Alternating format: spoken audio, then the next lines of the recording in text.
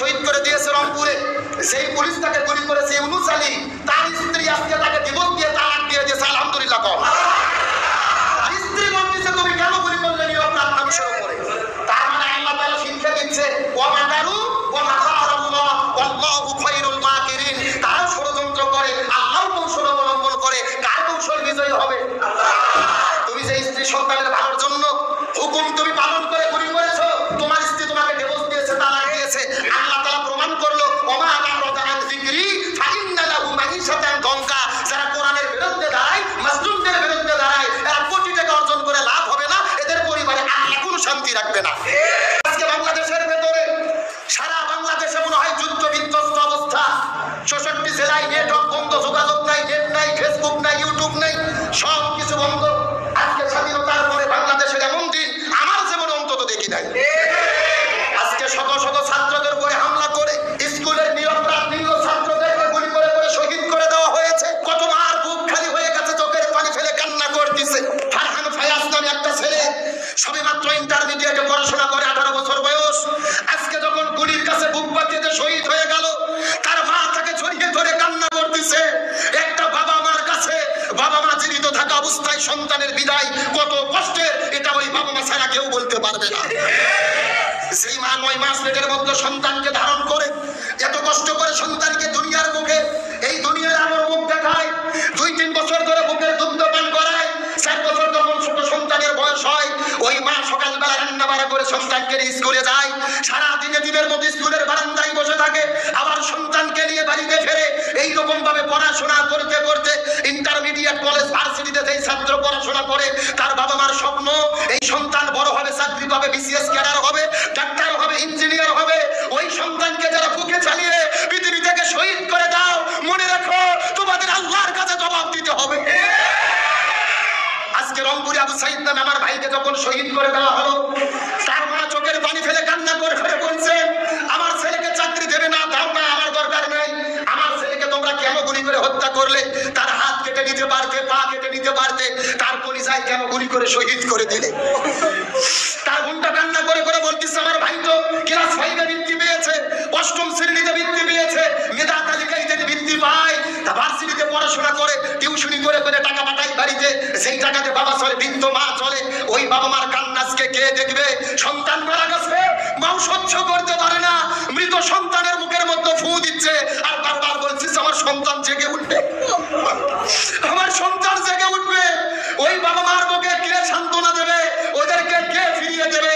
প্রশাসনের ভাইদেরকে বলবো আপনারা চাকরি বাঁচানোর জন্য করেন, করতে চান না, উপর থেকে হুকুম আছে, আজকে আপনারা চাকরি বাঁচানোর জন্য করছেন। আমি বলবো না, নিরপরাধ মানুষের বুকে যদি গুলি চালাতে হয়, বিবেকের বিরুদ্ধে যদি কাজ করতে হয়, নিরপরাধ মানুষকে যদি হত্যা করতে হয়, প্রয়োজনে বন্দুক ছাড়েন, চাকরি ছাড়েন, পানের দোকানদারি করে খান, নিরপরাধ সন্তানদের বুকে গুলি চালাবেন না।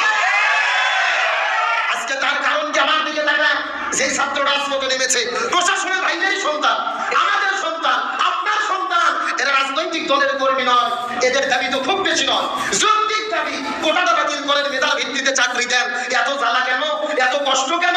100 জন যদি চাকরি পায়, 56 জনকে কোটায় দেয়, মেধাই দেয় 44 জন, মুক্তিযোদ্ধা কোটা 30%, জেলা কোটা 10%, নারী কোটা 10%, প্রতিবন্ধী কোটা 1%, উপজাতি কোটা গেল 5%, গেল 56, থাকে 44। এই 44 মেধার ভিত্তিতে চাকরি পায় না। ওই যে আবেদনী নামে কিছু বাটপার আছে, টাকা দিয়ে প্রশ্ন বিতরণ করে, এগুলো বিতরণ হয়, মেধাবীদের চাকরি হয় না।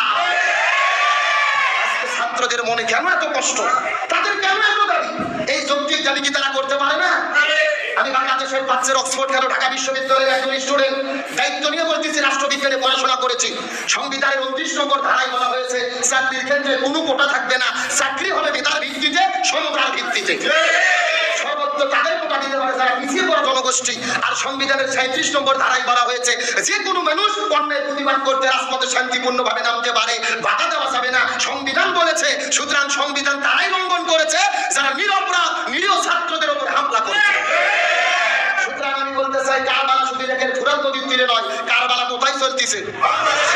আরো ধরে বলে প্রত্যেক দেশে, প্রত্যেক সমাজে ইমানদারের আন্দোলনের পরীক্ষা দিতে গিয়ে যেখানে বিপদে পড়ে, ওই জায়গার নাম কি? একটা কথা আমি সুস্পষ্ট করে বলতে চাই, ইমানদারদের পক্ষে আছে কে? এই যে আবু সাইদ ভাইকে একদিন আগে শহীদ করে দিয়েছে রংপুরে, যেই পুলিশ তাকে গুলি করেছে ইউনূস আলী, তার স্ত্রী আজকে তাকে ডিভোর্স দিয়ে তালাক দিয়ে দিয়েছে। আলহামদুলিল্লাহ কম। আর স্ত্রী বলছে তুমি কেন গুলি করলে নিরপরাধ মানুষের উপরে? তার মানে আল্লাহ তাআলা শিক্ষা দিচ্ছে ওয়া মাকারু ওয়া মাকারাল্লাহ ওয়াল্লাহু খায়রুল মাকিরিন। তারা ষড়যন্ত্র করে, আল্লাহর কৌশল অবলম্বন করে। কার কৌশল বিজয়ী হবে? আল্লাহ। তুমি যে স্ত্রী সন্তানের ভালোর জন্য হুকুম তুমি পালন করে গুলি করেছো, তোমার স্ত্রী তোমাকে ডিভোর্স দিয়েছে, তালাক দিয়েছে, আল্লাহ তাআলা প্রমাণ করলো ওমা আরাদা আন যিকরি ফাইন্না লাহু মাঈশাতান দনকা। যারা কোরআনের বিরুদ্ধে দাঁড়ায়, মাসলুমদের বিরুদ্ধে দাঁড়ায়, এরা কোটি টাকা অর্জন করে লাভ হবে না, এদের পরিবারে আল্লাহ কোনো শান্তি রাখবে না। আজকে অনলাইন মধ্যে চলতেছে ভাই বইয়ের ক্যান্সার হবে, না হলে শরীরের ক্যান্সার হবে, না হলে আপনার বিয়ে চারটে প্রেম করে ছাকা খেয়ে সুইসাইড করে মরবে। আল্লাহ কোরআনের কথা অন্যায় যারা করে এদের কোনো শান্তি থাকে না। একটা কথা সুস্পষ্ট, ইমাম হোসাইনের কথা পরিষ্কার করে বলি, আজকে আমার দেশে আমার সমাজে যারা মার খাচ্ছে, জীবন দিচ্ছে, শহীদ হচ্ছে, এরাই ইমাম হোসাইনের উত্তরসূরি। আর যারা জুলুম করতেছে এরাই ইয়াজিদের উত্তরসূরি। এখন আপনাদেরকে সিদ্ধান্ত নিতে হবে, আপনারা ইমাম হোসাইনের পক্ষে থাকবেন নাকি ইয়াজিদের পক্ষে থাকবেন, এই সিদ্ধান্ত আপনাদের। ইমামদারদের পক্ষে কে সাহায্য করে? এই আবু সাইদ ভাইকে শহীদ করা হয়েছে, একে কেউ চিনত না। আজকে তাম পৃথিবী ছেড়ে রংপুরে একটা রাস্তার নাম করা হয়েছে আবু সাইদ চত্বর। আলহামদুলিল্লাহ কর। এমনকি রোকেয়া বিশ্ববিদ্যালয়ের গেটের নাম করা হয়েছে আবু সাইদ গেট। তার মানে বোঝা যাচ্ছে সে দিনের জন্য হকের পক্ষে থেকে জীবন দেয়, তার সম্মানকে কে বৃদ্ধি করে? আল্লাহ কোরআন বলেছে ওয়ালা তাকুলু লিমান ইউকতালু ফি সাবিলিল্লাহি আমওয়াত বাল আহইয়াউ ওয়ালাকিন লা তাশউরুন। যারা দিনের জন্য হকের জন্য সত্য পথে থেকে জীবন দেয়, এদেরকে তোমরা মৃত বলো না, বরং এরা জীবিত। এই যে আল্লাহর প্রমাণ কেমনে জীবিত হলো? ও শহীদ হয়েছে, কিন্তু ওর নাম রাস্তায় রাস্তায় লেখা, চত্বরে লেখা। আমি বিশ্বাস করি সময় যদি পরিবর্তন হয়, রোকেয়া বিশ্ববিদ্যালয়ের নাম রোকেয়া থাকবে না। আল্লাহর রহমতে সময়ের পরিবর্তন হলে রোকেয়া বিশ্ববিদ্যালয়ের নাম আবু সাইদ বিশ্ববিদ্যালয় হবে ইনশাআল্লাহ। ছোট ছোট মানুষেরা জীবন দিচ্ছে, ছোট বাচ্চারা জীবন দিচ্ছে, শিক্ষার্থীরা জীবন দিচ্ছে।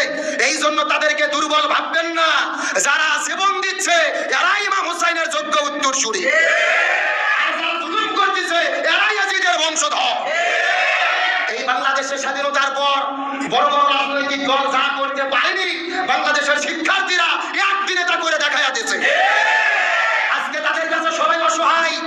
প্রশাসনের ভাইরা দেখলাম কান ধরে সারেন্ডার করে চলে যাচ্ছে। বরিশালে বিজেপির ভাইরা কান ধরে সারেন্ডার করে চলে যাচ্ছে। এক জায়গায় দেখলাম কান ধরে উঠবোস করতেছে, অধিকাংশ জায়গায় পিছু হচ্ছে, বাধ্য হয়েছে। তারা চাইলেই গুলি করে আরো ছাত্রকে বাধ্য মারেনি, কারণ প্রশাসনের ভাইরা তারাও জানে এগুলো আমাদেরই সন্তান। কিন্তু চাপ কোথাকার? উপরের চাপ। কিসের চাপ? এখন বরং তো উপর থেকে চাপ কে দেয়? জিবরাইল? কে? একটা কথা আমি বলতে চাই, ইয়াজিদ এই চাপটা ঠিক করছে, উপর থেকে চাপটাই ইয়াজিদ। তবে একটা কথা মনে রাখবেন, উপরালার উপরেও আরো উপরালা।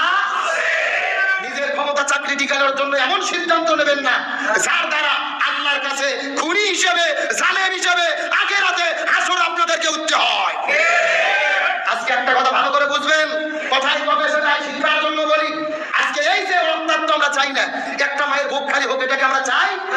কিন্তু বাংলাদেশের মন্ত্রী প্রমুখ সাহেব বললো শিক্ষার্থীদের হত্যা করা হচ্ছে, সংঘর্ষ চলতেছে, এই দোষ হলো ফেসবুকে।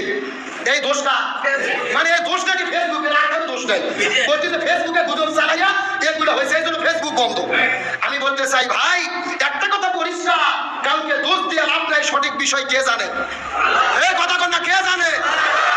ফেসবুকের দোষ নাই, সাধারণ শিক্ষার্থীর দোষ নাই, প্রশাসনের দোষ নাই, বড় দোষ হলো ওই সমস্ত ছাত্রলীগ নামের সন্ত্রাসীদের, যারা সর্বপ্রথম সাধারণ শিক্ষার্থীর উপরে হামলা করে সংঘর্ষকে উস্কে দিয়েছে।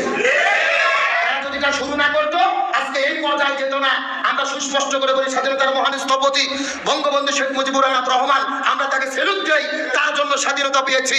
এই বঙ্গবন্ধু ছাত্রলীগ করে দেশ স্বাধীন করেছিল, কিন্তু বর্তমানে যারা ছাত্রলীগ করে এরা দেশ স্বাধীন করে না, এরা ধর্ষণে সেঞ্চুরি করে, এরা নিরপরাধ মানুষের উপরে হামলা করে।